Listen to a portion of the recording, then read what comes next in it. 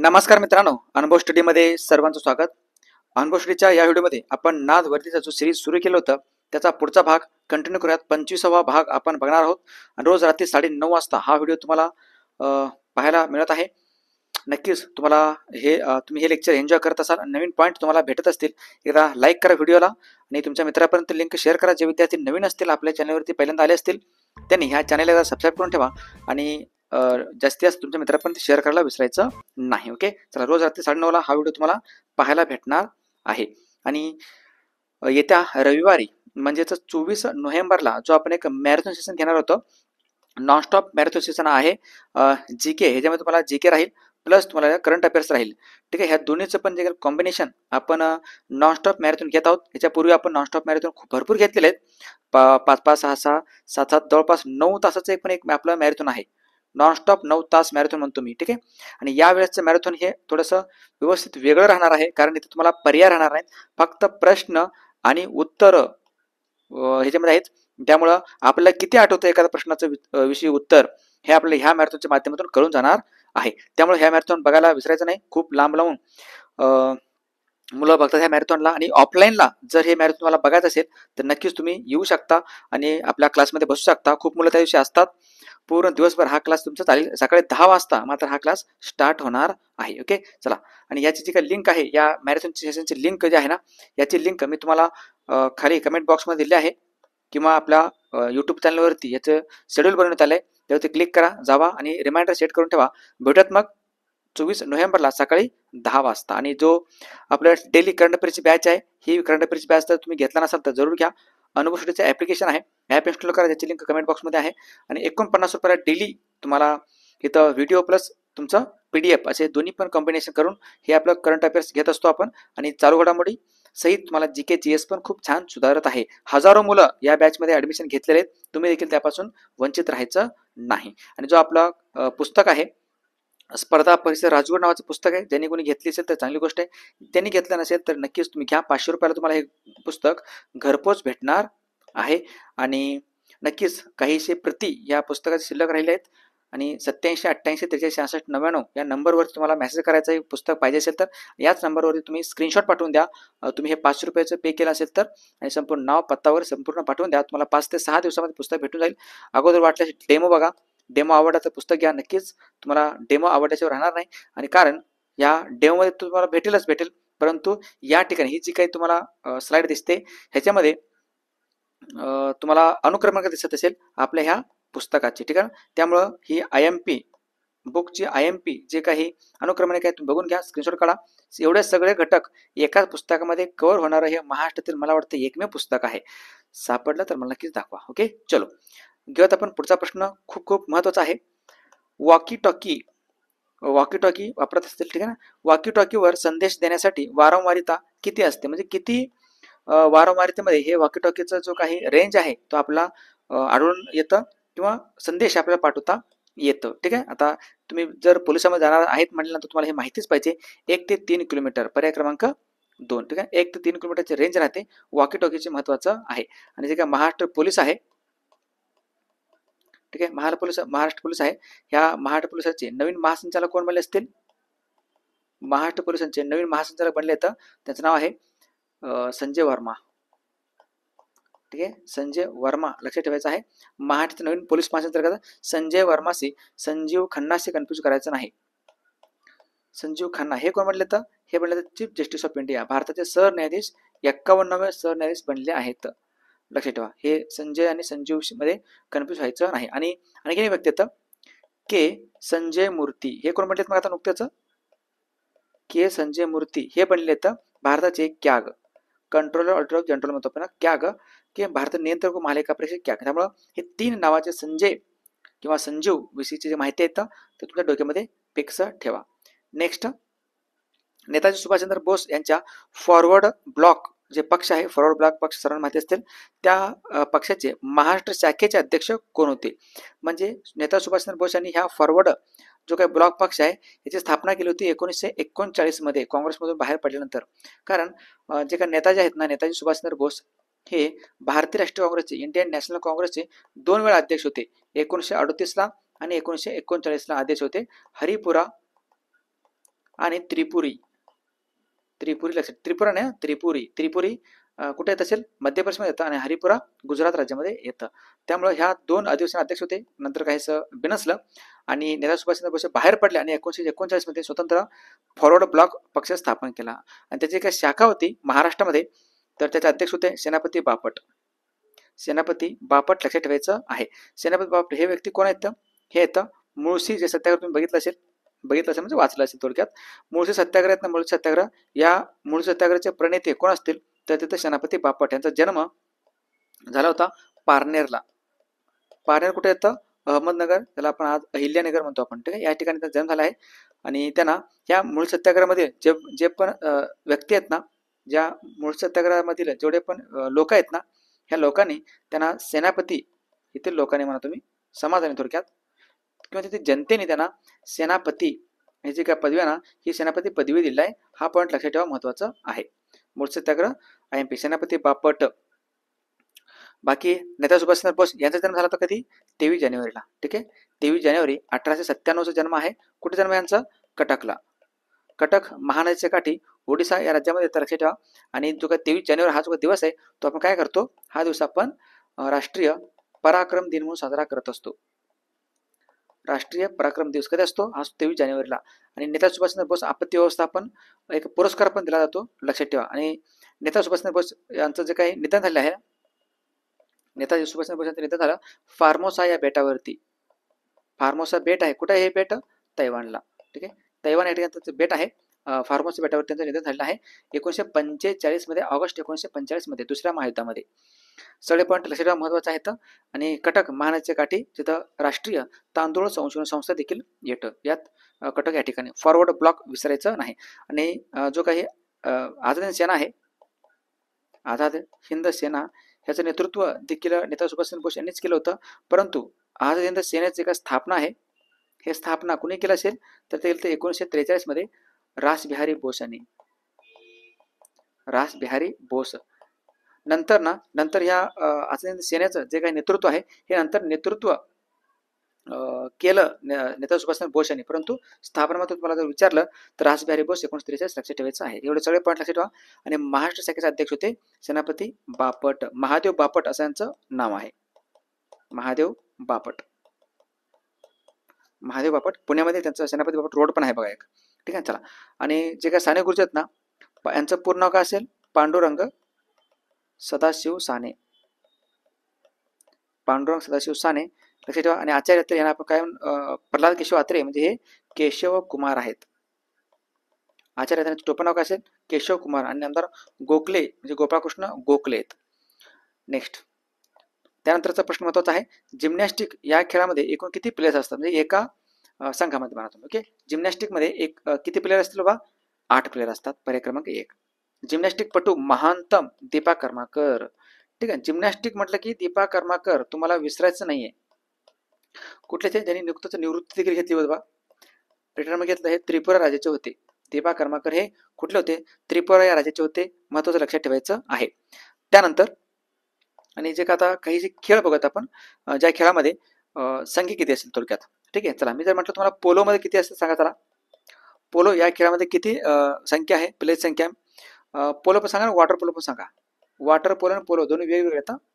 Water polo मध्ये किती सांगा, पोलो मध्ये किती आहेत. त्यानंतर बास्केटबॉल मध्ये किती असतात सांगा. चला, बास्केटबॉल आणि फुटबॉल सगळ्यात आवडता सगळ्यांचा, ओके, जगामध्ये आवडता आहे. फुटबॉलमध्ये किती खेळाडू असतात सांगा. क्रिकेट सगळ्यांना माहिती असेल आता, ठीक आहे. क्रिकेटमध्ये किती असतात, 11. फुटबॉलमध्ये किती असतात सांगा. चला, त्यानंतर कबड्डी सांगा,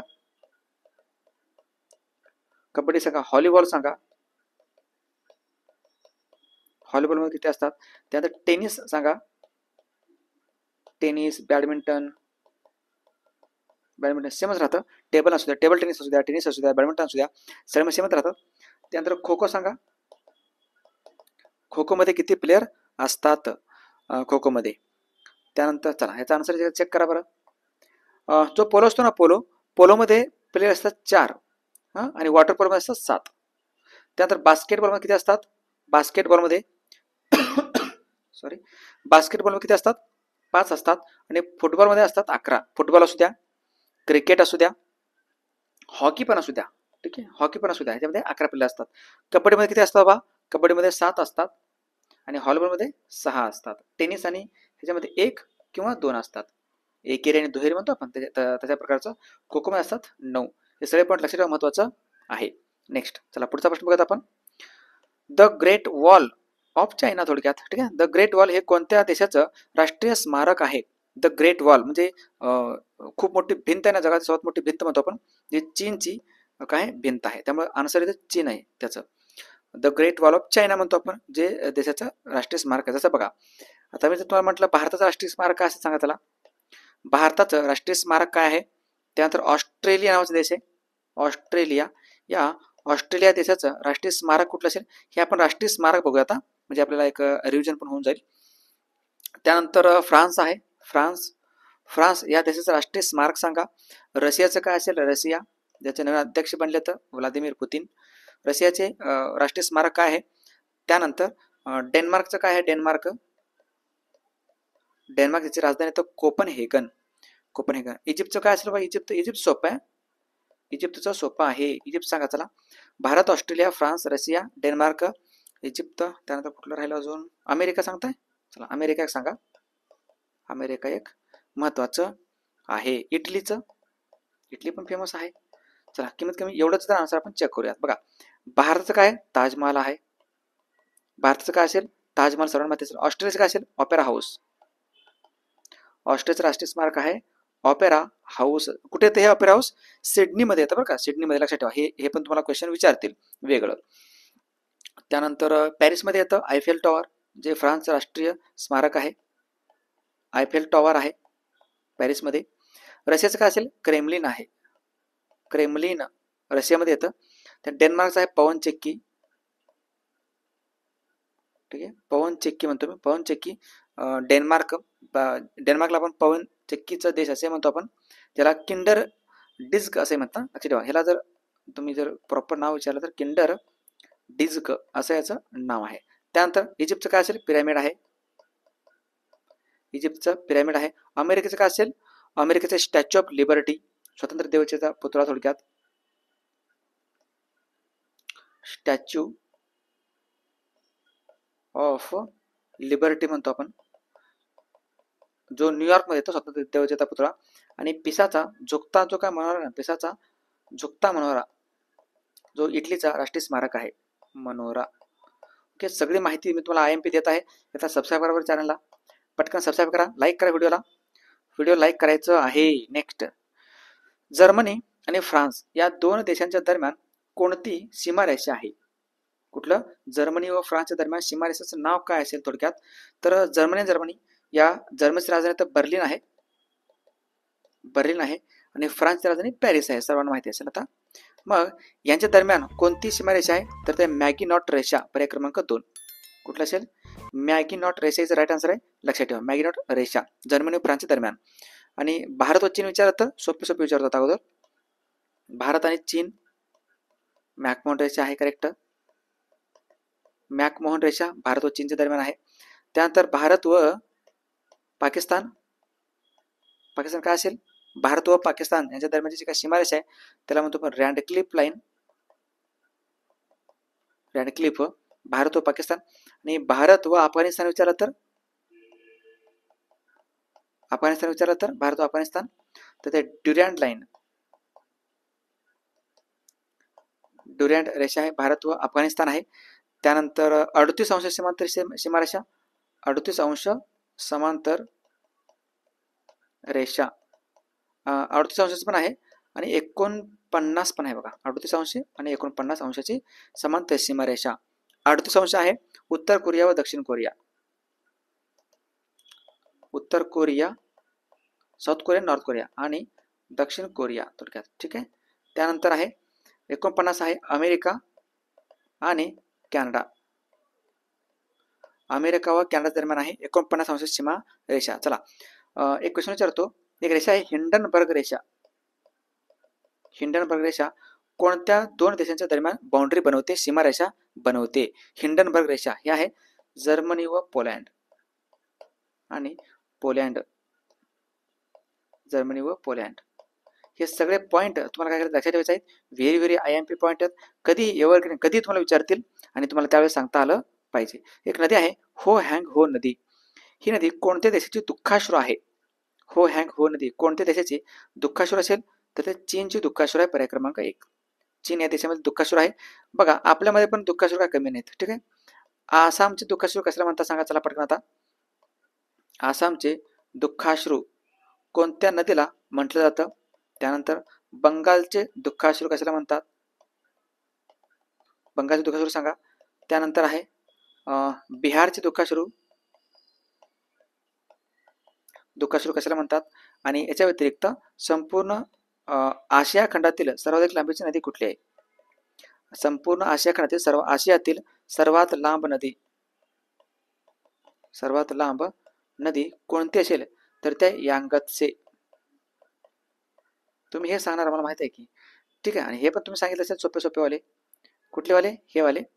आसामचे दुःखाश्रू कशाला म्हणतो आपण? ब्रह्मपुत्राला म्हणतो आपण. आसामचे दुःखाश्रू ब्रह्मपुत्र आहे. बंगालचे दुःखाश्रू दामोदर नदी आहे. त्यानंतर बिहारचे दुःखाश्रू कुठलं असेल? बिहारचे दुःखाश्रू आहे कोसी नदी. यांगत्से लक्षात ठेवा. आशियातील सर्वाधिक लांबीची नदी आहे यांगत्से आशिया. बाकी गंगा नदी ही संपूर्ण भारतातील सर्वाधिक लांबीची आहे आणि नाईल नदी ही संपूर्ण जगातील सर्वाधिक लांबीची नदी आहे. ठीक आहे. नाईल आणि गंगा. याच्या व्यतिरिक्त ॲमेझॉन नदी ना ॲमेझॉनची नदी आहे. ॲमेझॉन नदी ही संपूर्ण जगातील सर्वात मोठी नदी आहे. संपूर्ण जगातील सर्वात मोठी नदी ॲमेझॉन नदी. चला नेक्स्ट पुढचा प्रश्न घ्या. DRDO दिवस कधी साजरा केला जातो? DRDO दिवस कधी साजरा केला जातो? हा साजरा केला जातो 1 जानेवारीला. पर्याय क्रमांक 2. 1 जानेवारीचा राईट आन्सर लक्षात ठेवा. 1 जानेवारी 1958 ला स्थापना झाली होती ह्या DRDOची. आणि याचं जे काही हेडक्वार्टर आहे मुख्यालय ते कुठं? दिल्ली या ठिकाणी. आणि डॉक्टर समीर कामत सध्या ते अध्यक्ष आहेत DRDO. ठीक आहे. लक्षात ठेवा DRDO. नुकत्याच DRDOने ज्याला आपण defence research and development organisation म्हणतो आपण. DRDOने नुकत्याच हायपरसोनिक मिसाईल लॉन्च केलं बघा. हायपरसोनिक जो मिसाईल आहे हा हायपरसोनिक मिसाईल नुकतंच लॉन्च करण्यात आले चांदीपूर ओडिसामधून. ओडिशा या ठिकाणी हे लॉन्च करण्यात आलेलं आहे. IMP पॉईंट सर्व तुम्ही लक्षात ठेवायचं आहे. तर नेक्स्ट पुढचा प्रश्न बघा. केप कामोरिन हे खालीपैकी कशाचे दुसरे नाव आहे? दुसरे म्हणतो मी दुसरे. केप कामोरिन हे खालीपैकी कशाचे दुसरं नाव असेल तर ते आहे कन्याकुमारीचं. बऱ्याच जणांचा आन्सर चुकलेला आहे. ठीक आहे. कन्याकुमारी. आणि बऱ्याच जणांचा आन्सर बरोबर पाहिलेला आहे. कन्याकुमारी केप कामोरिन आहे. केप ऑफ गुड होप हे भारतातच नाहीये मुळात सगळ्यात महत्वाचं. ठीक आहे. हे तर दक्षिण आफ्रिका लक्षात ठेवा. आणि दक्षिण आफ्रिकेची राजधानी काय असेल? Pretoria, Blom fountain. हे 2-3 राजधानी ह्या दक्षिण आफ्रिकेचे येतात. ठीक आहे. सिरिल रामाफोसा हे दक्षिण आफ्रिकेचे प्रमुख आहेत. लक्षात ठेवा. आणि दक्षिण आफ्रिकेमध्ये ना G20चं शिखर संमेलन पण आयोजित करण्यात येणार आहे. IMP शिखर संमेलन होणार आहे. कुठं? इथंच दक्षिण आफ्रिकेमध्ये. कधी? 2025 मध्ये, पुढच्या वर्षी. सध्या कुठं आहे? ब्राझीलमध्ये, रिओला. ठीक आहे. आणि गेल्या वर्षी कुठं? भारतामध्ये. चला नेक्स्ट. विशाखापट्टणम हे आंध्र प्रदेशमध्ये येतं. विशाखापट्टणम ज्याला काय म्हणतो आपण? ह्याला म्हणतो आपण सिटी ऑफ डेस्टिनी किंवा आंध्राचे काश्मीर असंही म्हटलं जातं. आंध्राचे काश्मीर म्हणून विशाखापट्टणम ओळखलं जातं. लक्षात ठेवा. विशाखापट्टणम या ठिकाणी 2024 मलबार जो युद्धाभ्यास आहे ना याचं देखील आयोजन करण्यात आलं होतं. मलबार युद्ध सराव. लक्षात ठेवा. इंदिरा पॉईंट आहे ना हे भारताचे सर्वात दक्षिणेकडील टोक आहे. सर्वांना माहिती असत आहे. भारताचे सर्वात दक्षिणेकडील टोक कुठलं असेल? इंदिरा पॉईंट आहे. इंदिरा पॉईंटला काय म्हणतो? पिग्मेलियन पॉईंट म्हणतो आपण. ह्याचं पण एक टोपण नाव आहे पिग्मेलियन पॉईंट म्हणजे इंदिरा पॉईंट. आणि जो कन्याकुमारी हे तमिळनाडू या राज्यामध्ये येतं. आणि मुख्य जर मी भूमी म्हटलं, ठीक आहे, भारताची मुख्य भूमी, ह्या मुख्य भूमी जर म्हटलं तर सर्वात दक्षिणेकडील टोक कुठलं असेल तर तो आहे कन्याकुमारी. दक्षिणेकडील टोक मुख्य भूमीचं सर्वात दक्षिणेकडील टोक कुठलं असेल? कन्याकुमारी. सगळे पॉईंट लक्षात ठेवा. IMP तर केप कामोरिन असं त्याला म्हटलं जातं. आणि जर भारत म्हटलं, संपूर्ण भारत ह्याचं पूर्व पश्चिम दक्षिण उत्तरेचं ठिकाण जर म्हटलं तर ते आहे सर्वात उत्तर ठिकाण येतं दपदार. सर्वात उत्तरेकडे दपदार येतं. पूर्वेकडे येतं किबिथू पूर्वेकडे येतो. त्यानंतर पश्चिमेकडे कुठले येत असेल तर तो आहे घुवर मोठा. घुवर मोठा पश्चिमेकडे आणि दक्षिणेकडे कुठले येत असेल तर तो आहे इंदिरा पॉइंट. इंदिरा पॉइंट हे दक्षिणेकडे. हे तुम्ही सर्वात दक्षिणेकडे उत्तरेकडे वगैरे भारताचं लक्षात ठेवायचं आहे. नेक्स्ट पुढचा प्रश्न घ्या. शांती पुरुष म्हणून कोणाला ओळखलं जातं? शांती पुरुष कोणाला म्हणतो पण शांती पुरुष हे तर लाल बहादूर शास्त्री, ज्यांनी ताशकंद करार केले होते. ठीक आहे ना, ताशकंद करार केले होते आणि त्याच ठिकाणी त्यांचं निधन झालं आहे. ताशकंद जे उझबेकिस्तान या देशाची राजधानी आहे. 1966 मध्ये हा करार झालेला होता. मूर्ती लहान पण कीर्ती महान. लाल बहादूर शास्त्री ज्यांनी जय जवान जय किसान हा नारा दिलेला होतं. कुठलं? जय जवान आणि जय किसान हा नारा यांनीच दिलेला आहे. लक्षात ठेवा. लाल बहादूर शास्त्री यांना मरणोत्तर भारतरत्न पुरस्कार देखील भेटलेला आहे. आणि भारतरत्न पुरस्कार मरणोत्तर मिळवणारे ते पहिले व्यक्ती आहेत. कधी भेटलो त्यांना? 1966 मध्ये त्यांना भारतरत्न पुरस्काराने सन्मानित करण्यात आले. लाल बहादूर शास्त्री यांचं समाधी स्थळ आहे. कुठे आहे? लाल बहादूर शास्त्री यांच्या समाधी स्थळाचं नाव काय असेल तर ते विजय घाट. विजय घाट. विजय घाट. ठीक आहे. लाल बहादूर शास्त्री विजय घाट लक्षात ठेवा. बाकी लाल बहादूर शास्त्री शास्त्री नदी पण आहे आपल्याकडं. ठीक आहे, थोडंसं एक्स्ट्रा आला म्हणून सांगतो. आपल्याकडं ना शास्त्री नदी आहे कोकणामध्ये. चला कोण सांगतो बोलू. शास्त्री नदीच्या मुखाशी कोणती खाडी आहे? शास्त्री नदीच्या मुखाशी कोणती खाडी आहे? कमेंट बॉक्समध्ये टपकवा पटक्कन. आता शांतीपूर लक्षात. चला 2-3 प्रश्न विचारतो. पंजाब केसरी म्हणून कोणाला ओळखतात? लाल लजपत राय. ठीक आहे. ठीक आहे, पंजाब केसरी. पंजाब केसरी म्हणतो लाल लजपत राय यांना. आणि दादाभाई नौरोजी यांना कोणत्या नावाने ओळखतो आपण? दादाभाई नौरोजी यांना कोणत्या नावाने ओळखतो आपण? वयोवृद्ध पुरुष. ठीक आहे, तेव्हा grand old man of India. Grand old man of India. ठीक आहे, grand old man of India कारण कोणाला म्हणतात? दादाभाई नौरोजी यांनाच म्हटलं जातं. आणि खान अब्दुल गफार खान हे आता सरहद्द गांधी. सरहद्द गांधी खान अब्दुल गफार खान लक्षात ठेवा, महत्वाचं आहे. आणि सर्व पॉईंट तुम्ही लक्षात ठेवायचा आहे. बंगाल केसरी कोणाला म्हणतात? त्याला एक शेवटचा पॉईंट सांगतो. कोणाला म्हटलं जातं बंगाल केसरी? बंगाल केसरी पण सांगा. आणि अजून एक विचारतो, आंध्र केसरी म्हणून कोणाला ओळखतात? आंध्र केसरी. चला अजून एक क्वेश्चन विचारतो. बिहार केसरी कोणाला म्हणतात? बिहार केसरी. आता पंजाब केसरी तुम्हाला मी सांगितलेलं आहे. चेक करा आन्सर सगळे. आता बंगाल केसरी कोणाला म्हणतात? आशुतोष मुखर्जी. आशुतोष मुखर्जी हे नाव म्हणतो आपण बंगाल केसरी. त्यानंतर आंध्र केसरी कोणाला म्हणतो आपण? हे व्यक्ती टी प्रकाशम. आंध्र केसरी टी प्रकाशम. आणि बिहार केसरी कोणाला म्हणतात? डॉक्टर श्रीकृष्ण सिंह. श्रीकृष्ण सिंह. डॉक्टर श्रीकृष्ण सिंह बिहार केसरी. आणि शास्त्री नदीच्या मुखाशी कोणती खाडी असेल? जयगडची खाडी आहे. जयगडची खाडी. सगळे पॉईंट IMP. नेक्स्ट, संपूर्ण शरीरात रक्त शुद्धीकरण कोणत्या ठिकाणी होतं? रक्त शुद्ध करायचं आपल्याला. शुद्धचा अर्थ कळतो का? शुद्ध म्हणजे काय? त्याच्यामध्ये CO2 जातं आणि ऑक्सिजन इन होतं. ह्याला म्हणायचं शुद्ध होणे. आणि हे करण्याचा जो कार्यक्रम आहे हे कोण करतं? फुफ्फुस करतं. त्यामुळे फुफ्फुसाचा राईट आन्सर पर्याय क्रमांक 2. दोन फुफ्फुस असतात आपल्या शरीरामध्ये. ठीक आहे, 2 फुफ्फुस आहेत. एक उजवीकडे डावीकडे. ठीक आहे, लक्षात ठेवा. आपण नाकावाटे श्वास घेतो आणि श्वास घेतल्यानंतर हवा आतमध्ये घेतो नाही, पोटात घेत नाही, ते फुफ्फुसामध्ये घेतो असतो आपण. आणि तिथं आल्यानंतर मग दोन्ही फुफ्फुसामध्ये श्वसने असतात. फुफ्फुसाचे कार्यात्मक व रचनात्मक घटक काय असेल? ज्याच्याशिवाय हे फुफ्फुस काम करणार नाही. थोडक्यात कार्यात्मक आणि रचनात्मक घटक फुफ्फुसाचे काय असतील तर लाखो आतमध्ये वायुकोश. ठीक आहे, वायुकोश महत्वाचे आहेत. मग हे वायुकोश काय करतात? कार्बन डायऑक्साईड रिलीज करतात आपल्या उच्छ्वासामध्ये, किंवा आपण जेव्हा श्वास सोडतो ना बाहेर तेव्हा CO2 जास्त असतं आणि O2 कमी असतं. ठीक आहे, लक्षात ठेवा. आणि संपूर्ण जे काही आपलं जे काही वातावरण आहे ह्या वातावरणामध्ये ऑक्सिजन किती टक्के आहे? 21% आहे ऑक्सिजन. ठीक आहे, 21% ऑक्सिजन आहे. ज्यावेळेस आपण श्वास सोडतो त्यावेळेस किती टक्के ऑक्सिजन सोडत असतो आपण? 16.4% आपण ऑक्सिजन सोडत असतो. लक्षात ठेवा, हे पॉईंट आहे.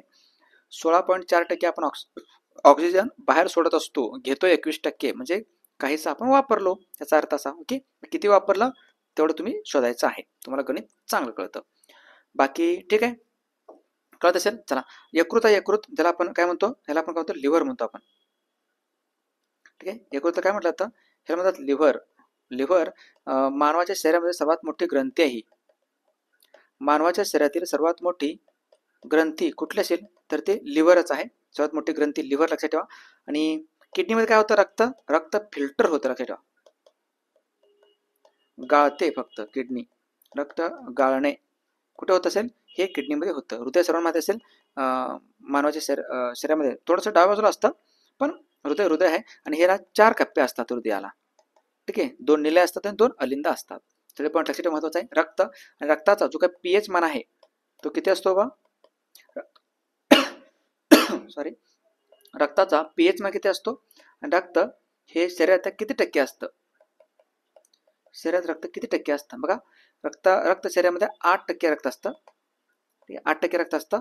आणि पीएच मान आहे 7.35 ते 7.45, लक्षात ठेवा. हे आहे आपलं पीएच मान रक्ताचं. नेक्स्ट आहे थोडंसं अल्कली बेसिक माध्यम आहे रक्त. त्यानंतर आहे अजिंठा लेणी कोणत्या नदीच्या काठावर आहेत. अजिंठा वेरूळच्या लेण्या सोडून माहिती असतील. अजिंठा लेणी हे वाघोर नदीच्या काठी येतं. आणि कुठल्या जिल्ह्यामध्ये ते येतं, औरंगाबाद छत्रपती संभाजीनगर मध्ये. छत्रपती संभाजीनगर या जिल्ह्यामध्ये येतात, लक्षात ठेवा. हे वाघोर या नदीच्या काठी अजिंठा लेणी. अजिंठा लेणीला हे जागतिक वारसा स्थळ पण आहे. कधी, 1983 ला. अजिंठा आणि वेरूळच्या लेण्या, अजिंठा वेरूळच्या लेण्या 1983 ला जागतिक वारसा स्थळामध्ये स्थान देण्यात आलेलं आहे. लक्षात ठेवा, महत्वाचे पॉईंट आहे सर्वचे सर्व. कयाधू नदीच्या काठी काय, हिंगोली आहे.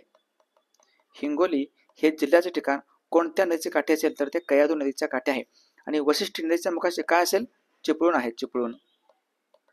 चिपळूण हे वशिष्ठ नदीच्या मुखाशी, सॉरी, त्याच्या काठावरती आहे.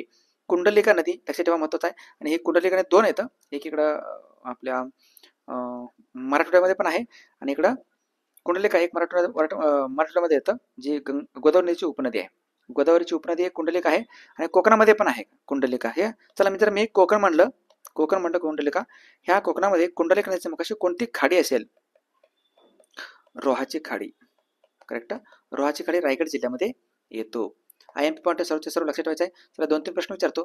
जळगाव हे जिल्ह्याचे ठिकाण कोणत्या नदीचे काठी येतं सांगा. नाशिक हे जिल्ह्याचे ठिकाण कोणत्या नदीचे काठी येतं सांगा.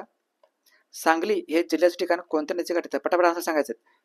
सांगली सांगा. त्यानंतर चंद्रपूर हे जिल्ह्याचे ठिकाण कोणत्या नदीचे काठी येतं, चंद्रपूर सांगा. सांगली, नाशिक. मुंबई हे शहर कोणत्या नदीचे काठी येतं, मुंबई सांगा. त्यानंतर पुणे हे शहर कोणत्या नदीचे काठी येतं. त्यानंतर संभाजीनगर, छत्रपती संभाजीनगर कोणत्या नदीचे काठी येतं. सगळे पॉईंट IMP येतं. ह्याच्या व्यतिरिक्त पण अजून भरपूर येतं, पण तुम्ही तुम्हाला एवढं सांगू शकतो या ठिकाणी. जळगाव हे गिरणा जी नदी आहे ना, गिरणा नदीची काठी जळगाव आहे. नाशिक गोदावरी, नाशिक नांदेड गोदावरी आहे. सांगली कृष्णा आहे, कृष्णा सांगली आहे. चंद्रपूर इरई आहे. त्यानंतर मुंबई मिठी आहे. पुणे मोठा आहे. आणि छत्रपती संभाजीनगर खाम आहे, खाम. IMP पॉईंट सगळे A to Z VVIMP सगळं तुम्हाला लक्षात ठेवायचं, पुढे चालायचं आहे. चला नेक्स्ट पुढचा प्रश्न बघा. डॉक्टर बाबासाहेब आंबेडकर मराठवाडा विद्यापीठ कोणत्या ठिकाणी आहे. डॉक्टर बाबासाहेब आंबेडकरच्या नावानं हे मराठवाडा विद्यापीठ येतं. कुठे हे येतं, औरंगाबादमध्ये. औरंगाबादमध्ये काय, आताचं छत्रपती संभाजीनगर, औरंगाबाद, जे की खाम नदीच्या काठी आहेत, तुम्हाला माहिती असेल, आता सांगितले मी. ठीक आहे. आणि औरंगाबाद किती तालुके येत असतील, औरंगाबाद जिल्ह्यामध्ये एकूण किती तालुके येतात तर ते येतं 9 तालुके. ठीक आहे, औरंगाबादमध्ये 9 तालुक्यात, लक्षात ठेवा. IMP आहे. आणि या जे काही विद्यापीठ आहे, या विद्यापीठाची स्थापना कधी झाली होती, या विद्यापीठाची स्थापना झाली होती कधी, 1958 मध्ये विद्यापीठ स्थापना झाले. आणि याचं नामांतर झालंय कधी, ह्याचं नामांतर म्हणजे नाव चेंज केलं. पूर्वीला मराठवाडा विद्यापीठ असं म्हणायचे, त्या डॉक्टर बाबासाहेब आंबेडकरांचं नाव देण्यात आलं 1994 मध्ये. 1994 मध्ये, लक्षात ठेवा, महत्वाचं आहे, नामांतर झालेलं आहे. आणि श्री विजय फुलारी हे सध्याच्याकडे लिहायचे ह्या विद्यापीठाचे कोण कुलगुरू आहेत. ठीक आहे, कुलगुरू कोण असतील याचे, कुलगुरू काय लक्षात ठेवायची आवश्यकता नाही. ठीक आहे, डॉक्टर विजय फुलारी याचे कुलगुरू आहेत. विद्यापीठ लक्षात ठेवा. आणि विद्यापीठाचे जे काही कुलपती असतात ते कोण असतात, विद्यापीठाचे कुलपती कोण असतात, ते असतात राज्यपाल. राज्यपाल. मग महाराष्ट्रातील सर्व विद्यापीठांचे कुलपती कोण असतील? CP राधाकृष्णन आहेत. CP राधाकृष्णन, जे की महाराष्ट्राचे कोण येतं सध्याच्या घडीला राज्यपाल आहेत. लक्षात ठेवा, CP राधाकृष्णन कुलपती आहेत. आणि राज्यपालासंबंधी भारतीय राज्य कलम कुठलं असेल? कलम 153. कलम 153. आणि कुलगुरूची नेमणूक कोण करतात? कुलगुरूची नेमणूक करण्याचं काम कोणाचं आहे? तर हे पण काम यांचंच आहे, राज्यपालांचंच आहे. डॉक्टर बाबासाहेब आंबेडकर लक्षात ठेवा विद्यापीठ. हे होते तुमचे महत्त्वाचे क्वेश्चन. आणि काल मी तुम्हाला क्वेश्चन विचारलं होतं, सॉरी तुम्हाला याचं उत्तर उद्या सांगायचं आहे. येत आहे ना कालचं क्वेश्चन? यस, येत आहे. या प्रश्नाचं उत्तर तुम्हाला उद्या सांगायचं आहे. भारतीय राष्ट्रीय काँग्रेसचे पहिले हंगामी अध्यक्ष कोण होते? प्रश्न रिपीट वाचतो, गडबड करायचं नाही, व्यवस्थितपणे उत्तर द्यायचं आहे कमेंट बॉक्समध्ये. ठीक आहे, बघत आपण याचं उत्तर आपण उद्या बघणारच आहोत. भारतीय राष्ट्रीय काँग्रेसचे पहिले हंगामी अध्यक्ष कोण होते? तुमच्यासमोर 4 ऑप्शन आहेत: हाकीम अजमल खान, नलिनी सेनगुप्ता, नाग चंदावरकर आणि पी आनंदा चार्लो. चलो, आणि काल तुम्हाला क्वेश्चन विचारलं होतं मी, भारतीय शिक्षणाची मॅग्ना कार्टा म्हणून कोणत्या वर्षीचा आहे? शिक्षणाची मॅग्ना कार्टा हा आहे वूडचा खलिता. ठीक आहे ना, कुठलं हे? वूडचा खलिता आहे. आणि हा वूडचा खलिता 1854चा आहे, पर्याय क्रमांक 1. ठीक आहे, वूडचा खलिता लक्षात ठेवा 1854चा आहे. बाकी ठीक आहे, अत्यंत महत्वाचं 1834 मध्ये पण कायदा आला होता, इथं कायदा आयोग आला होता. थोडक्यात लॉर्ड विल्यम बेंटिकच्या कार्यक्रमामध्ये लॉर्ड मेकॉलेनी हा कायदा आयोग आलेला होता 1834 मध्ये. आणि 1858चा राणीचा जाहीरनामा आहे. राणीचा जाहीरनामा हा कधीचा आहे? हा 1858चा आहे, लक्षात ठेवा. आणि 1968चं पहिले राष्ट्रीय शैक्षणिक धोरण आलं होतं. पहिले राष्ट्रीय शैक्षणिक धोरण आलेलं आहे 1900. बघा, राष्ट्रीय शैक्षणिक धोरण म्हणतो आपण राष्ट्रीय नॅशनल एज्युकेशन पॉलिसी, NEP म्हणतो आपण त्याला, आता न्यू एज्युकेशन पॉलिसी नाही. तर हे 1968ला पहिलं आलं होतं, 1986ला दुसरं आलं, आणि 2020 मध्ये तिसरं आलं 29 जुलैला.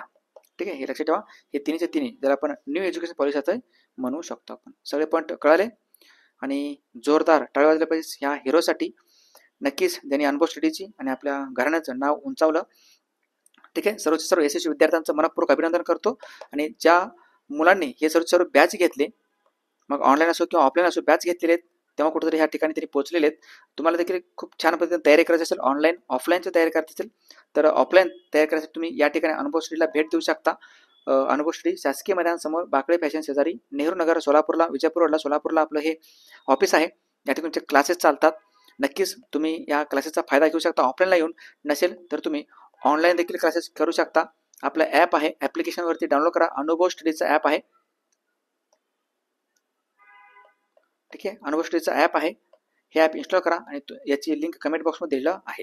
ठीक आहे, चला थांबत आपण लाईक करा व्हिडिओला पटकन. आणि तयार राहायचं आहे परवा दिवशी, म्हणजेच 24 नोव्हेंबरला सकाळी 10 वाजता. बिलकुल विसरायचं नाही, बघायला विसरायचं नाही.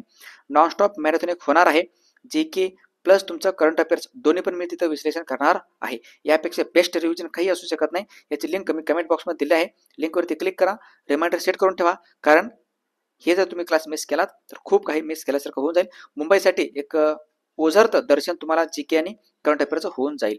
ओके, चला. बाकी आपलं पुस्तक कोणी घेतलं नसेल तर पुस्तक तुम्ही नक्कीच घेऊ शकता. स्पर्धा परीक्षा राजगुरू नावाचं पुस्तक आहे. तुम्ही ज्या ठिकाणी राहता त्या ठिकाणी कोणत्याही बुक स्टॉलवरती जावा आणि हे पुस्तक तुम्ही दाखवून द्या त्यांना. मिळालं तर देतील, नसेल मिळालं तर मागून देतील, टेन्शन घ्यायचं नाही. आणि तुम्हाला जर तुमच्या घरपोच पाहिजे असेल तर 500 रुपये ह्या नंबरवरती पे करा. आणि 500 रुपये पे केल्यानंतर त्याची स्क्रीनशॉट या नंबरवरती पाठवून द्या आणि संपूर्ण नाव पत्ता वगैरे तुम्हाला पाठवून द्या. तुम्हाला पुस्तक घरपोच भेटून जाईल. अगोदर पुस्तकाचा डेमो बघायचा असेल तर डेमो पण बघून घ्या, नक्कीच तुम्हाला आवडून जाणार आहे.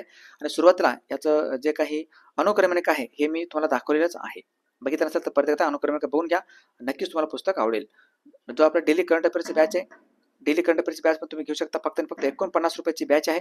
रोज 1.5 रुपये प्रमाणे ही बॅच पडतात. GK GS खूप सुधारतात, तुमचं चांगलं होतं. डेली आपला अर्धा तासचा हा लेक्चर असतो. खूप हजारो मुलांनी हा कोर्स घेतलेला आहे. तुम्ही देखील त्याच्यापासून वंचित राहायचं नाही. चला बरं, ठोका लाईक आता.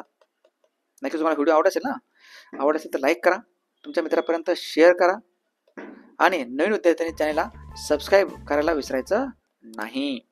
चला, इथं भेटूत आपण नेक्स्ट व्हिडिओमध्ये आणि तोपर्यंत पाहत राहा अनुभव स्टडी. थँक्यू, जय हिंद.